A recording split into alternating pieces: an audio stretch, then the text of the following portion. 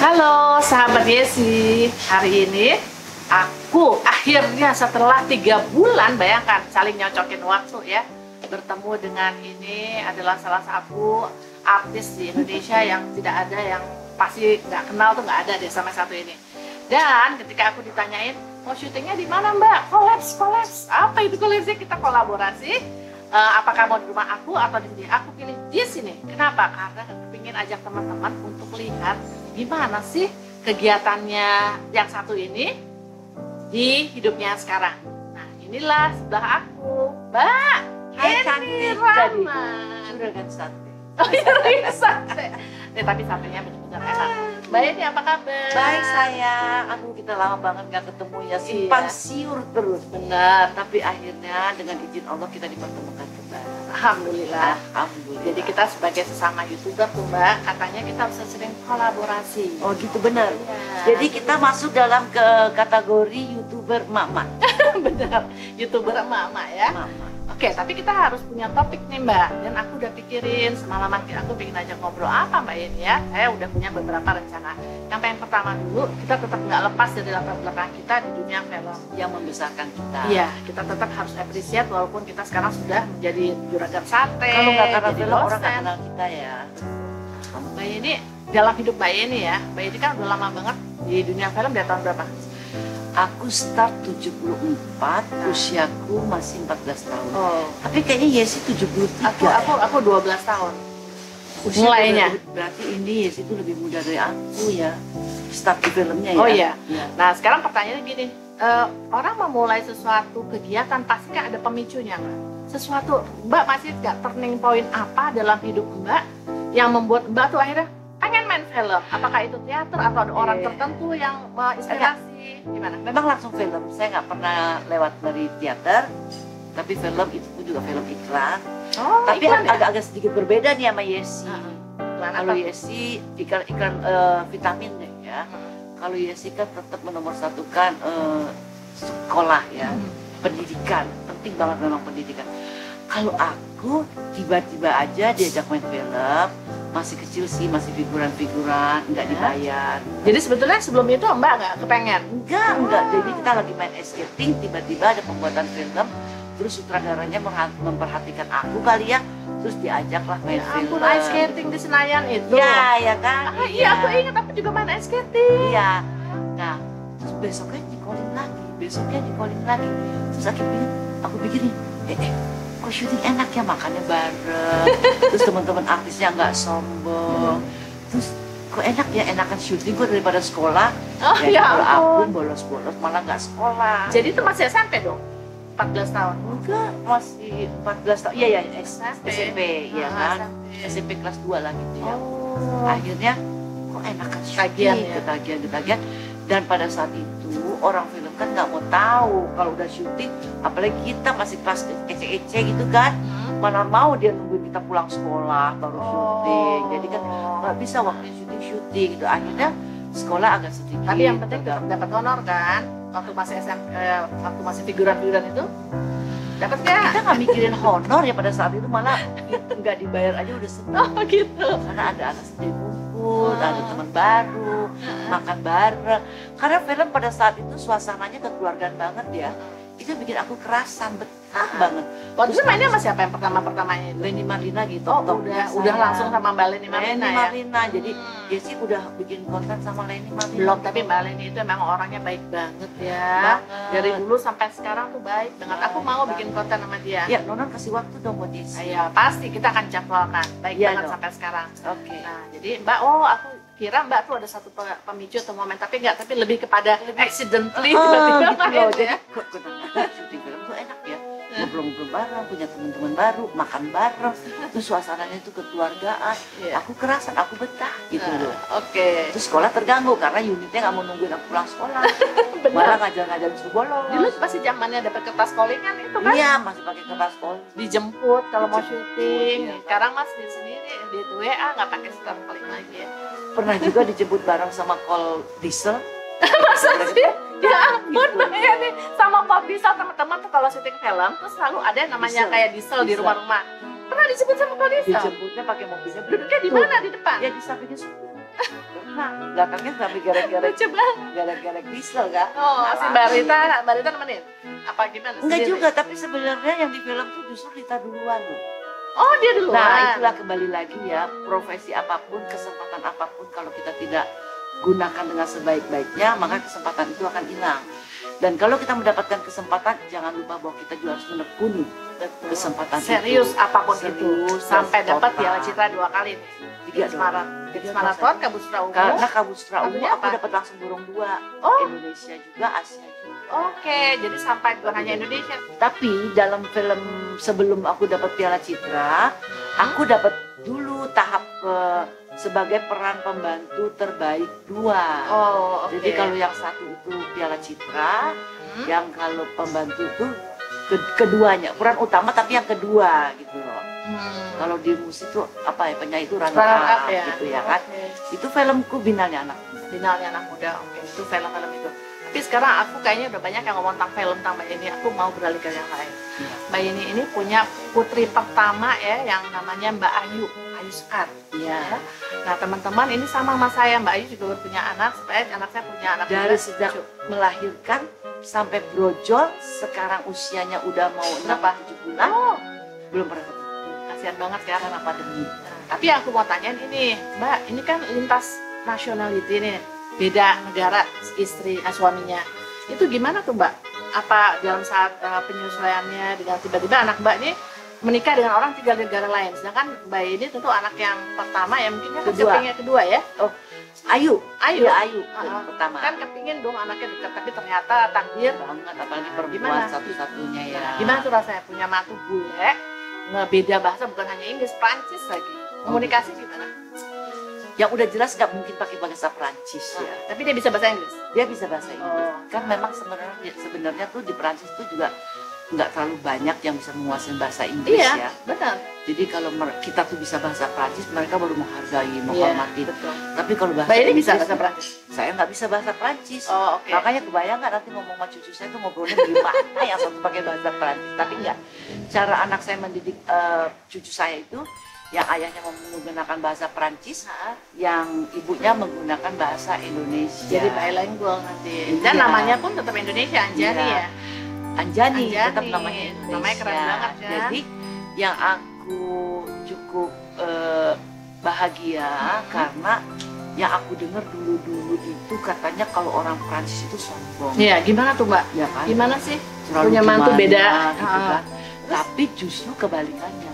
Yang aku lihat ini si figur Namanya Prancis siapa? ini namanya Ore. Oh, oke. Namanya Ore. Ore.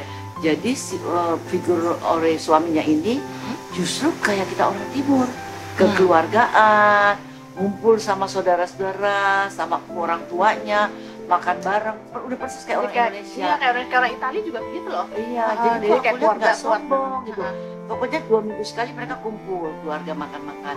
Jadi anak saya salah satu mempertimbangkan mengambil keputusan suami ini juga karena dia lihat background keluarga. Latar belakang keluarganya.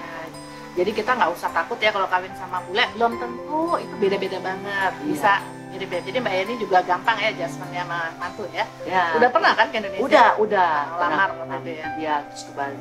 Oh, asik.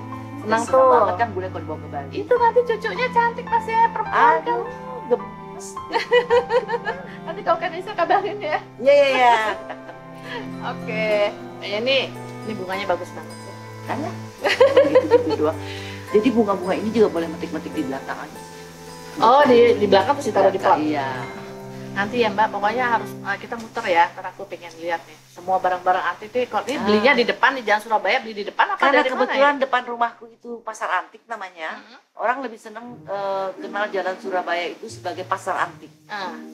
Dan dia tuh udah top banget loh. Ini belinya di depan atau Oh enggak, kalau piring-piringnya iya sedikit-sedikit beli dari mereka supaya mereka juga mendapatkan satu penghasilan. jadi akrab lah ya sama mereka, ada Sama hubungan mereka. Iya. emosional juga ya. Dan alhamdulillah juga mereka semuanya baik sehingga kalau tamu-tamu nggak kebagian parkir juga bisa parkir Ya, itu toko-tokonya benar, mereka. benar. Tadi kita juga lagi penuh, kita dikasih tempat spesial di depan di area mereka. Ya itulah karena yang paling penting kita tuh bisa bersosialisasi dengan tetangga, dengan lingkungan kita baik aja sama siapa, Ya. mereka pasti akan baik sama kita. Teman-teman, kita udah cerita sedikit-sedikit sama Mbak ini, tapi aku ingin masuk ke sesuatu yang, tapi boleh ya kita bicara dari hati ke hati. Sangat boleh sayang, karena kan tadi juga kita koleksi Iya. kan tanya-tanyaan. Maaf juga kalau salah tanya, salah jawab. Gak apa-apa. Dan aku juga kepingin dong belajar juga dari yang senior ya. Mbak ya, nih aku mau nanya nih ya. Bener nggak marah nih? Enggak. Tapi kan kamu juga sama-sama senior dong, tahun 73, aku Iya, 74 sama lah. Oke. Jadi gini, kan kita pernah mengalami perjalanan hidup yang kurang lebih mirip lah. Iya, Jadi beberapa kali dalam pernikahan ya Mbak ya. Tapi kan sebelumnya pasti ada proses perjalanan yang kita tidak menilai itu apa baik atau buruk, tapi ada perjalanan panjang. Iya. Nah Mbak ini melihat beberapa perkara sebelumnya, sebelum sampai titik yang ini, yang di setiap perkara pasti ada berkah. Yang pertama ada adanya si Ajeng kan, si Ayu. Sekar ya. Nah itu bagaimana tuh Mbak? Apa yang Mbak lihat bahwa perjalanan-perjalanan ini harus Mbak jalani dari kehidupan seorang Yeni Rahman? Dan kalau perlu itu nasihat buat aku. Oh, Oke. nggak usah nasihat. Kita sharing aja Oke. pengalaman masing-masing. Jadi memang sebuah pernikahan itu kadang-kadang kita melihatnya seperti beli kucing dalam karung. Yang menurut kita ini udah oke, ini udah baik, ini udah benar. Tapi belum tentu benar menurut kita, benar menurut Allah gitu kan. Jadi semakin kita melalui suatu proses dalam kehidupan ini, akhirnya yang kita cari, kita mau yang benar menurut Allah. Ya kan? Ya dong, pasti dong. Dan kita dalam yang pertama itu selesai sampai di situ, ya kan? Karena bukan kita mencari-cari kesalahannya masing-masing, tapi pasti ada kesalahan dan kekurangan kedua belah pihak itu pasti. Nggak mungkin sepihak. Kalau ada divorce dalam sebuah suami istri itu pasti ada kesalahan kedua belah pihak. Ya. Tapi justru ini menjadi pembelajaran buat kita sendiri, ya kan?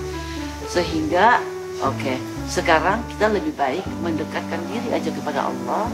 Serahkan diri kepada Allah, bahwa kalau memang Allah mengizinkan kita untuk kita diberikan satu pendamping lagi, berikanlah yang sesuai menurut Allah baik dan benar.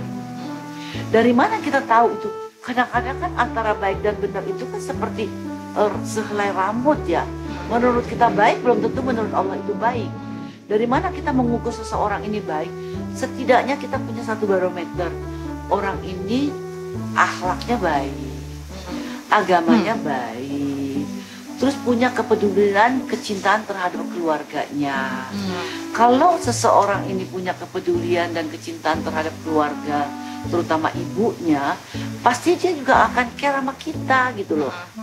Love itu aja nggak cukup loh. Kalau saya love and care, bagaimana dia menghargai kita dan menjaga kita. Itu yang dilihat di perkara yang terakhir ini ya. Iya. Nah, ketika Mbak ketemu dengan Pak Mas Supra ya, nah detik-detik apa sih perbuatan dia, apa perkataan dia yang membuat merasa this is the one? Oh gini, saya sudah tidak punya obsesi untuk menikah lagi pada saat itu. Itu sudah sendiri berapa lama? Berapa tahun? Udah lebih dari 7 tahun. Jadi buat saya, walaupun saya hidup sendiri, kok tapi teman saya banyak. Tidak membuat kesepian kan? Itu yang saya alami sekarang. Gitu ya. Terus ibadah juga kayaknya nyaman gitu, ya kan? Gak ada beban sama sekali. Tapi ya itu kembali lagi kepada Allah. Kalau memang Allah mengizinkan saya untuk dapat pendamping, dan tidak pernah saya minta-minta dalam doa saya. Pokoknya sekali waktu saya berpikir, kalau memang saya diberikan satu pendamping lagi, kesempatan untuk saya berdampingan lagi, ya tentunya ya Allah, saya nggak mau susah lagi. Saya mau yang benar-benar menjadi pilihanmu. Dan saya alhamdulillah hidup dalam keadaan yang tidak kekurangan gitu loh. Udah nyaman, mau ngapa-ngapain banyak bisa. gitu kan, nggak susah-susah amat. Jadi kalau saya diberikan satu pendamping suami, ya saya nggak mau susah lagi, saya mau senang. Dan mudah-mudahan suami ini yang bisa menjadi imam buat saya dan keluarga saya tentunya. Akhirnya setelah Momennya di mana ketika ya this is the one? ketemunya nggak sengaja justru di tanah suci Mekah. Oh, enggak ya Allah. Sama sekali nggak sengaja. Terus dipertemukan aja. Dan yang membuat saya suka sebenarnya nggak ada tuh ketemu langsung suka tuh nggak ada. Kadang-kadang merasa beda selera gitu kan. Tapi karena dia itu bawa anaknya, cerita bahwa istrinya sudah meninggal setahun yang lalu gitu kan. Terus saya itu sibuk. Terus saya tiba-tiba terdorong, anak ini kan amanah gitu kan. Berarti saya harus menjadi ibu sambung untuk anak-anak. Jadi anaknya umur berapa waktu itu? Masih SD. Oh, masih kecil ya? Masih kecil. Ada 2 ya kalau nggak salah ya? Di SD, ada yang SD, ada SMP. Ya, Nah, 2. Itu juga poinnya aku mau lihat ya, aku ikutin juga nih Instagramnya Mbak Yeni ya, bahwa Mbak Yeni tuh bisa melebur sama anak-anak bawaan ini sampai pada waktu kalau nggak salah pernikahan, Iya. punya cucu juga ya dari Iya, anak itu. iya. Gimana tuh Mbak? Karena mereka mungkin udah nggak ada ibu, tapi Iya. anaknya laki, jadi lengkap kan anaknya. Terutama memang kalau kita itu diberikan pendamping seseorang yang meninggal istrinya sama yang ditinggal cerai memang agak beda gitu. Agak beda ya.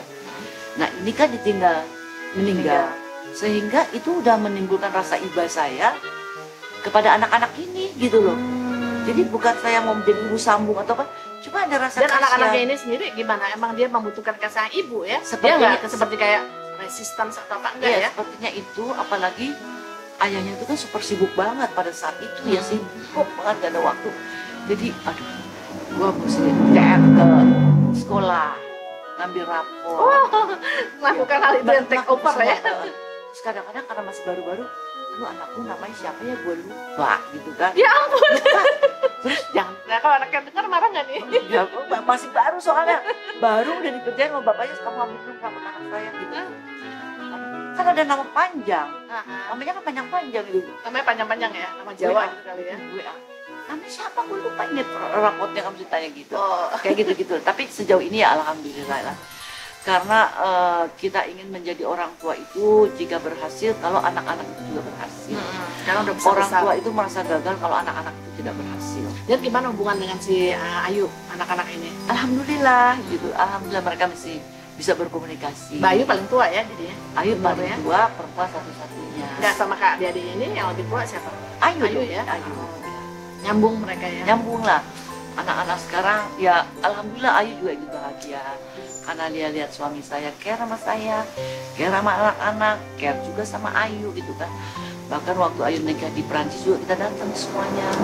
Bapaknya Ayu datang, kita datang semua karena memang dalam hidup ini kan kita tuh hidup cuma sekali ya. Buat apa dibawa-bawa? Buat apa kita Ah. dendam, terus saling menjelekkan, saling menjatuhkan satu sama yang lain, nggak ada gunanya. Sekarang kita harus berpikir bahwa anak-anak ini harus sukses, anak-anak ini harus nyaman, Iya.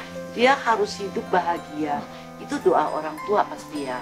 Desi gimana Desi? Ya ini yang aku senang dengerin ini dari seorang Yeni Rahman ya, karena ini kan suatu hal yang bisa juga kita jadikan Iya. suatu apa ya? Karena petunjuk, kita tuh nggak arahan, begitu pengalaman. nikah pertama pun langsung sukses. Sampai maut memisahkan. Ya mungkin kacamata kita ada yang keliru, ya Iya. kan? Mata batin kita, mata hati kita ada yang keliru. Tapi itu udah jalan Allah. Bukti ada si Ayu. Akhirnya Ayu itulah kan makanya rahasianya Allah menjadi suatu proses kehidupan yang harus kita lalui seperti ini. tetap berkah. Ya sama Mbak, aku juga sama bapaknya anak-anak itu juga tetap baik hubungan Baiklah, sampai saat iya. ini. Kita oke ngapain juga. Malah bisa jadi saudara. Iya. Jadi suami istri kayak anjing sama kucing. Ha-ha. Begitu divorce malah jadi kayak saudara. Iya. Dan saya nggak mau anak saya kehilangan haknya untuk bersama bapaknya, bapaknya. waktu dengan Ya, bapaknya. itu paling penting. Jadi hidup ini indah ya. Betul. Hidup Karena ini indah. nggak ada yang bisa yang menggantikan kasih sayang daripada kedua orang tua yang sebenarnya.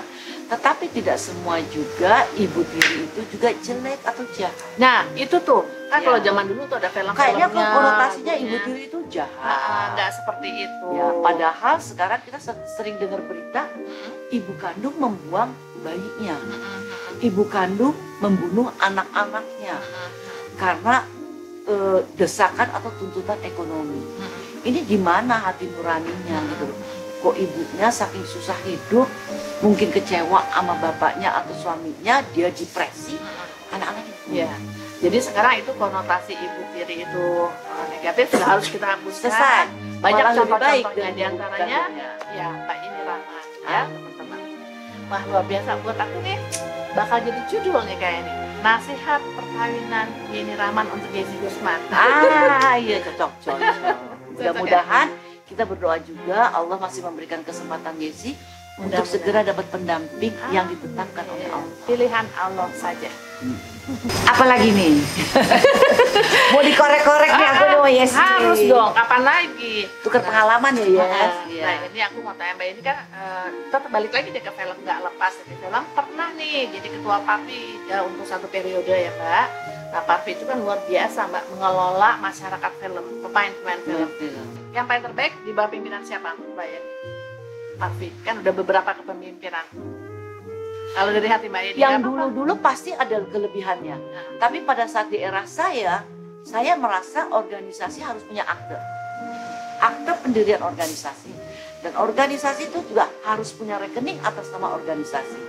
Bukan organisasi Parvi, tapi rekeningnya atas nama perorangan. Ini gak sehat.